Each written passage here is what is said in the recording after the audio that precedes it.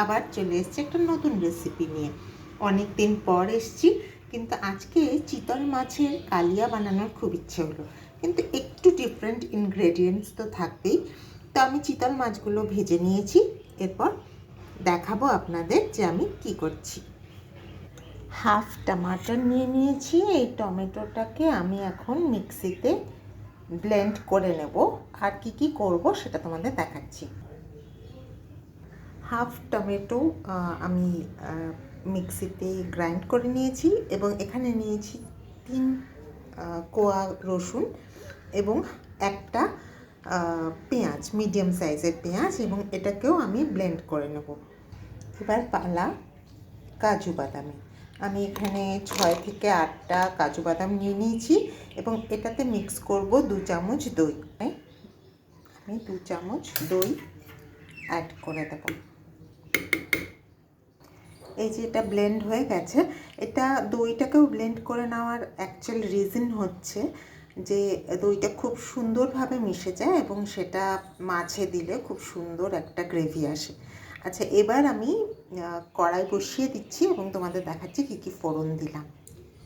দেখো, মাছ ভাজার তেলটাই রয়েছে কড়াইয়ে, আমি আর এক্সট্রা তেল দিচ্ছি না। এবার এটাতে কিছুটা আমি জিরা অ্যাড করব, জিরে ফোড়ন দিয়ে দেবো, কারণ আমার তেলটা গরম হয়ে গেছিলো। দিয়ে দেবো শুকনো লঙ্কা, একটা তেজপাতা, আর যেটা দিয়ে দেবো সেটা হচ্ছে গরম মশলা, গোটা গরম মশলা। তোমরা গরম মশলা পরেও অ্যাড করতে পারো, কিন্তু আমি যেহেতু গরম মশলাটা আমি ফোড়নেই বেশি প্রেফার করি, সেজন্য আমি ফোড়নেই এটা দিয়ে দিচ্ছি।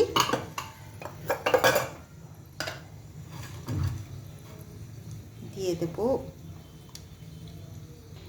2টো এলাচ, কিছু লবঙ্গ আর একটা দারচিনি, এটা আমি অ্যাড করে দিলাম।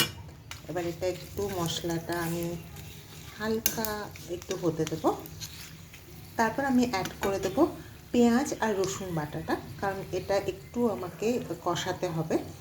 তো আমার গরম মশলাটা মোটামুটি হয়ে গেছে। এবার আমি পেঁয়াজ বাটাটা এখানে অ্যাড করে দেবো। এটাকে একটু কষতে দেবেন।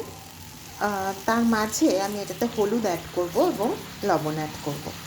লবণ আর হলুদ অ্যাড করাটা আমি আর ভিডিওতে দেখালাম না, কারণ এটা তো পরিমাণ মতো সবাই জানে মোটামুটি কতটা কী অ্যাড করতে হবে। তো এটাকে আমি এখন ভালো করে কষিয়ে নেব, এবং কষানোর পর যখন এটার একটু কাঁচা গন্ধটা চলে যাবে, তারপর আমি অ্যাড করব কিন্তু টমেটোটা, মানে টমেটোর যে আমি রেখেছি সেটাকে আমি অ্যাড করে দেবো। দেখো, এটা মোটামুটি আমাদের কষানো হয়ে গেছে। এইবার এটাকে আমি অ্যাড করে দেবো টমেটোটা।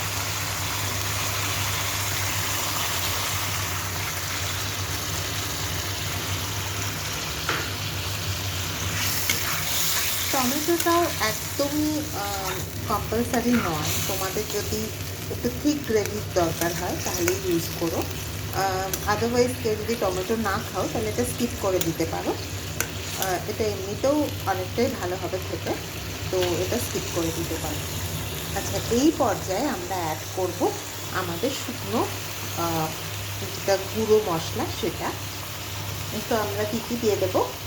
জিরের গুঁড়ো দিয়ে দেবো 1 থেকে 1.5 চামচ, শুকনো লঙ্কা বা লাল লঙ্কার গুঁড়ো দিয়ে দেবো 1 চামচ,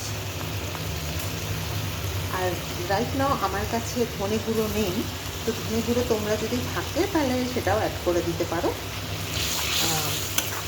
সেটা ভালো হবে আরও খেতে। তো এইভাবে আমি শুকনো মশলাগুলো এখানে অ্যাড করে নিলাম, ঠিক আছে। এবার এটাকে কষতে দেবো, একটু ভালো করে এটাকে কষিয়ে নেবো, তারপর তোমাদের দেখাচ্ছি। দেখো, এটা কষানো হয়ে গেছে। এবার আমি দই আর কাজু বাটা যেটা বেটেছিলাম সেটা অ্যাড করে দেবো।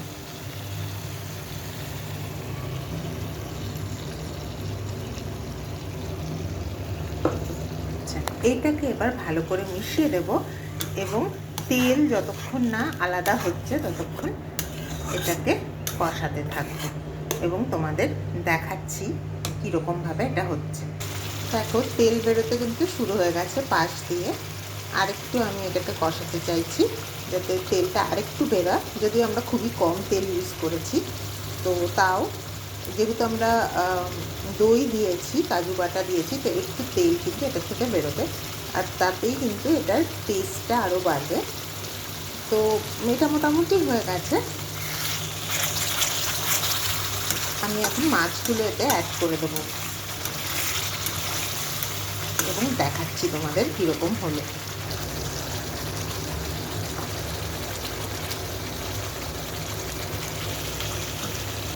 জানি না কতটা বোঝা যাচ্ছে, কিন্তু এত সুন্দর গন্ধ বেরিয়েছে যে এটা খেতে কতটা ভালো হবে সেটা বোঝাই যাচ্ছে।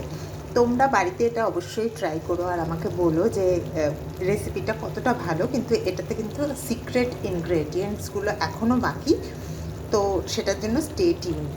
আচ্ছা, ফার্স্ট সিক্রেট ইনগ্রেডিয়েন্ট হচ্ছে চিনি। যেহেতু তুমি টমেটো ইউজ করেছো, দই ইউজ করেছো, যদিও আমি সাদা দই ইউজ করেছি যেটা বেশি টক নয়, তাও আমি চিনিটা দেব, জাস্ট নট বিকজ ইটস এটা সুইট অ্যান্ড এটা তোমার যে টক ভাবটা সেটাকে কাটাবে, বাট দ্য থিং ইজ এটা আরও টেস্ট তোমার ইনক্লুড করবে। তো চিনি ইজ ভেরি ইম্পর্ট্যান্ট, তবে বেশি নয়, খুব অল্প তুমি 2-4 দানা চিনি এটাতে অ্যাড করো। আচ্ছা, সেকেন্ড হচ্ছে ঘি। অবশ্যই তোমরা ঘি ইউজ করবে, কিন্তু ঘি তো আজকাল অনেক রকম পাওয়া যায়, বাড়ির ঘি হলে খুব ভালো হয়, সেটাতে টেস্টটা আরও এনরিচ হয়। তো আমি ইউজ করছি 1 চামচ ঘি, দেখাচ্ছি তোমার। এই যে ঘি আমরা অ্যাড করছি। এই পর্যায়ে তোমরা চাইলে গরম মশলা অ্যাড করতে পারো, বিকজ গরম মশলা পরে দিলেও টেস্টটা খুবই বেশি হয়। দেখতে পাচ্ছ কতটা এটা দারুণ দেখতে হয়েছে গ্রেভিটা। তো এই পর্যায়ে আমি গ্যাসটাকে বন্ধ করে দিচ্ছি এবং তোমাদের সার্ভ করে দেখাচ্ছি জাস্ট কীরকম দেখতে লাগছে আর কীরকম খেতে হয়েছে। ঠিক আছে, এই দেখো কতটা সুন্দর দেখতে হয়েছে তোমার চিতল মাছের কালিয়া উইথ সিক্রেট ইনগ্রেডিয়েন্টস। সত্যি বলছি, এই সিক্রেট ইনগ্রেডিয়েন্টসগুলো যদি তুমি ইউজ করো তাহলে কিন্তু খুবই সুন্দর হয় খেতে। আর তোমরা এটা বাড়িতে বানিয়ে আমাকে অবশ্যই কমেন্টে লিখো যে কীরকম খেতে হয়েছিল, তোমাদের কীরকম লেগেছে রেসিপিটা, তাতে আমি অনেকটা এনকারেজমেন্ট পাই। তো এটাই হচ্ছে ফাইনাল লুক, অ্যান্ড আমাকে প্লিজ জানিও যে কীরকম লাগলো। Thank you for watching.